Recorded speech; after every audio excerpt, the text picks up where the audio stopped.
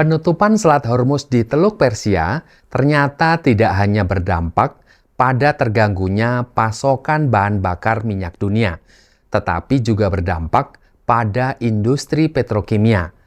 Apa itu industri petrokimia? Mengapa kehadirannya menjadi ukuran kemajuan sebuah negara?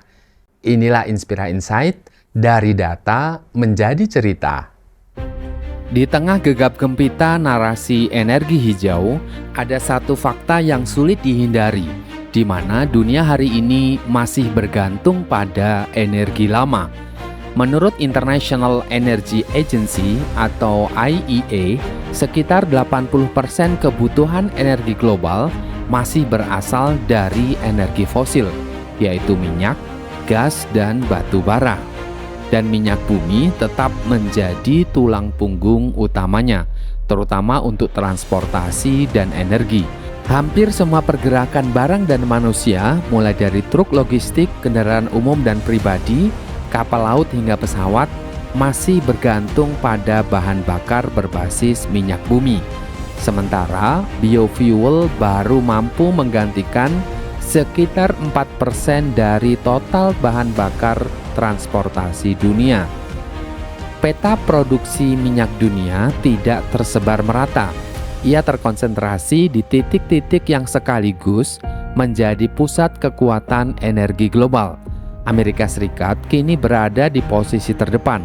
Produksi minyak mentah atau crude oil AS mencapai sekitar 13,6 juta barel per hari pada 2025, menjadikannya sebagai produsen crude oil terbesar di dunia. Di belakangnya ada Rusia dan Arab Saudi, masing-masing memproduksi di kisaran 10 hingga 11 juta barel per hari. Sementara untuk cadangan minyak dunia, Venezuela, Arab Saudi, dan Iran menyimpan simpanan terbesar di dunia. Minyak bumi menghasilkan ribuan produk turunan melalui dua jalur utama yang bekerja secara berbeda namun saling melengkapi. Jalur pertama adalah melalui kilang minyak atau refinery yang mengolah minyak mentah secara fisik melalui proses distilasi untuk menghasilkan produk energi seperti bensin, solar, aftur, LPG, aspal, dan minyak pelumas. Jalur kedua adalah industri petrokimia yang mengambil fraksi tertentu dari kilang, terutama nafta dan etana, lalu mengolahnya secara kimiawi menjadi produk sintetis seperti plastik, serat tekstil, karet sintetis, pupuk, deterjen, kosmetik, hingga obat-obatan. Inilah yang membuat minyak bumi begitu sulit digantikan sepenuhnya. Sisi energinya memang perlahan bisa digeser oleh listrik dan energi terbarukan. Namun perannya sebagai bahan baku industri petrokimia justru semakin tidak tergantikan karena tidak ada sumber tunggal lain yang mampu menyuplai begitu banyak material dasar kehidupan modern dalam skala dan biaya yang sama. Menurut IEA, sekitar 14% konsumsi minyak global kini diserap oleh sektor petrokimia, dan angka ini diproyeksikan akan terus meningkat. Jadi, apa sebenarnya industri petrokimia? Jika kita melihat aktivitas manusia setiap hari, kita bisa saksikan jutaan orang Indonesia bangun dari tempat tidur yang bantal dan kasurnya terbuat dari busa poliuretan, mengenakan pakaian dari serat polyester, menggunakan deterjen berbasis surfaktan, meminum obat dalam kemasan plastik, lalu berangkat kerja dengan kendaraan yang komponennya didominasi karet sintetis dan polimer berbagai jenis. Hampir tidak ada yang menyadari bahwa semua benda tersebut berasal dari satu sumber yang sama, yaitu industri petrokimia.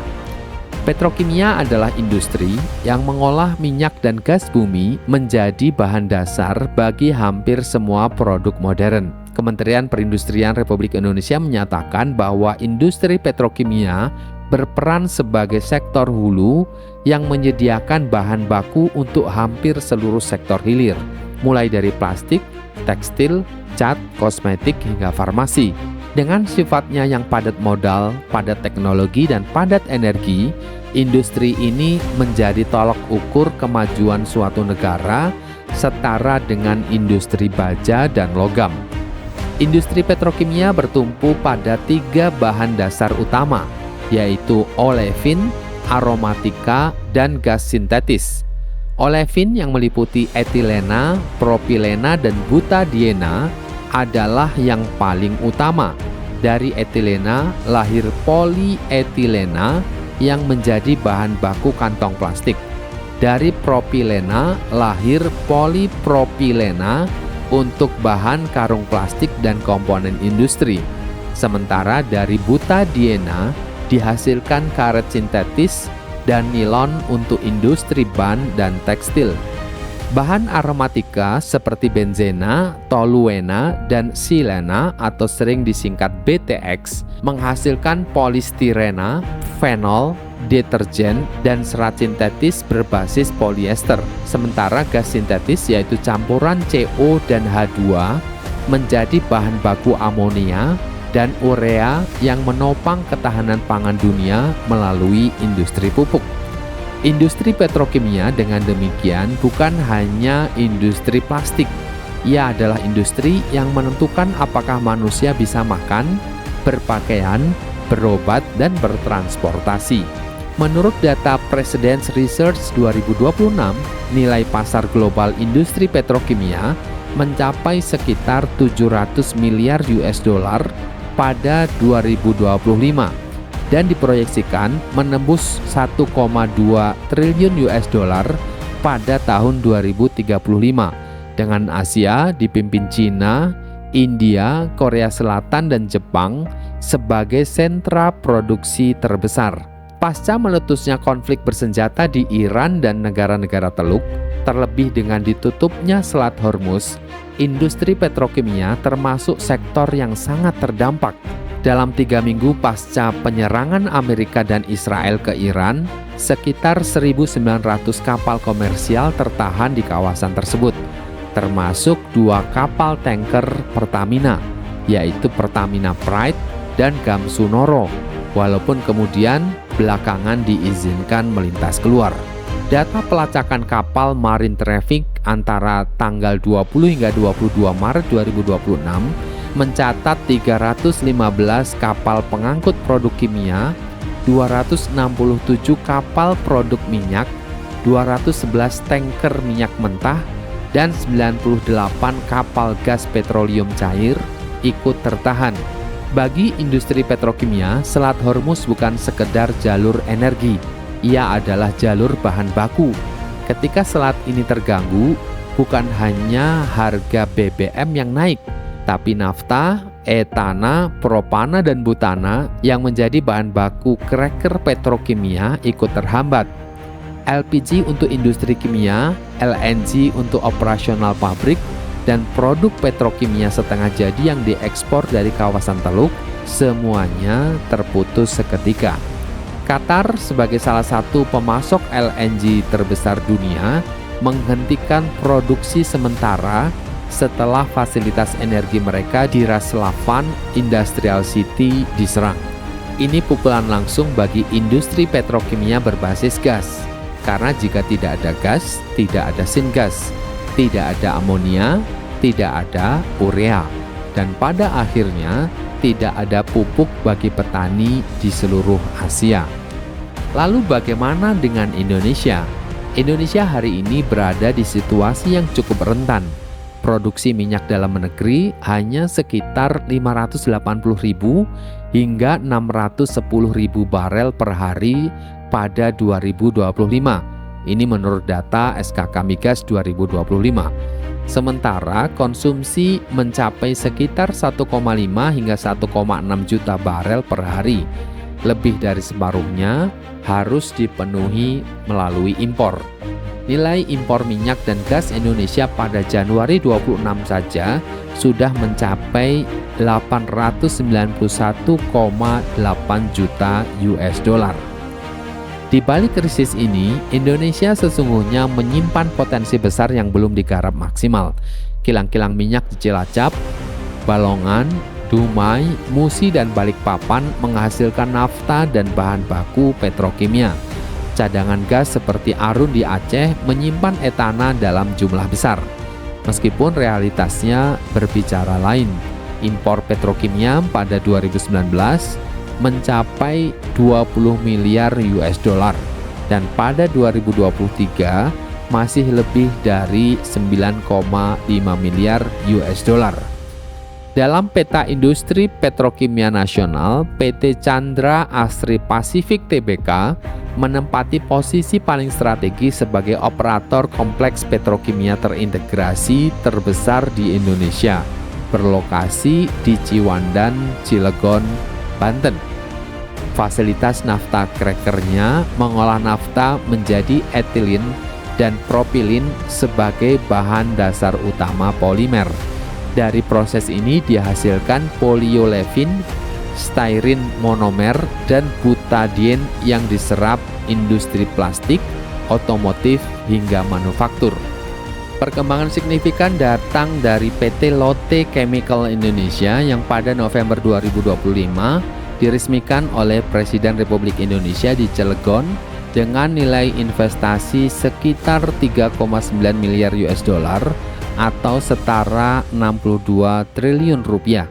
Fasilitas ini menurut sumber dari BKPM dirancang memproduksi etilin hingga 1 juta ton per tahun dan polipropilin sekitar 250 ribu ton per tahun dengan orientasi pasar domestik sekaligus ekspor. Pelaku lain yang memperkuat ekosistem ini adalah PT Petrokimia Gresik yang memproduksi pupuk dan kimia industri sebagai bagian dari PT Pupuk Indonesia, juga PT Lotte Chemical Titan Nusantara, salah satu produsen polietilin terbesar di Indonesia, serta ada juga PT Adisurya Maju Jaya yang memproduksi monoetilena glikol untuk industri polyester. Kedepan, Pertamina melalui kilang Pertamina Internasional menargetkan produksi petrokimia sebesar 7,5 juta ton per tahun pada 2030. Total rencana investasi industri petrokimia nasional hingga 2030 mencapai 31,4 miliar US dollar. Ini sebagaimana dikutip dari data Kemenperin 2024. Krisis Selat Hormuz memberikan argumen yang jauh lebih kuat dari argumen ekonomi manapun, di mana setiap rupiah investasi di industri petrokimia domestik adalah investasi dalam ketahanan nasional. Krisis Selat Hormuz 2026 bukan anomali sejarah. Ia adalah konfirmasi dari skenario yang sudah lama dimodelkan oleh para ekonom dan pakar geopolitik energi. Dan kali ini terjadi dengan skala yang belum pernah ada sebelumnya. Negara G7 yang terdiri dari Amerika Serikat, Inggris, Jerman, Prancis, Jepang, Italia, dan Kanada menyebutnya sebagai guncangan ekonomi global yang berdampak langsung pada rantai pasokan energi, pupuk, dan komersial di seluruh dunia. Minyak sekali lagi membuktikan bahwa ia bukan sekedar komoditas. Ia adalah instrumen kekuasaan geopolitik yang paling nyata. Bagi Indonesia, krisis ini meninggalkan setidaknya 4 pelajaran yang tidak boleh dilupakan begitu selat ini kembali terbuka. Pertama, ketahanan industri petrokimia domestik adalah ketahanan nasional. Setiap pabrik nafta cracker dan unit polimerisasi yang dibangun di tanah air adalah benteng perlindungan dari volatilitas geopolitik eksternal.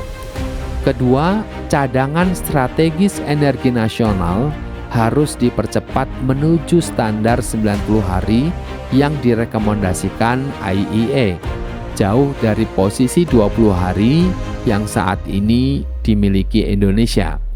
Ketiga, diversifikasi rantai pasok bahan baku dari kawasan non-konflik perlu diperkuat, termasuk eksplorasi sumber gas domestik yang belum tergarap. Keempat, diplomasi energi multilateral harus lebih aktif. Posisi bebas aktif Indonesia adalah aset nyata. bukan sekedar prinsip filosofis. Indonesia hari ini berdiri di persimpangan yang penting. Dengan sumber daya yang masih ada, pasar domestik terbesar ASEAN, dan momentum investasi yang sedang berjalan, pilihan untuk membangun industri petrokimia yang kuat dan mandiri ada di tangan kita.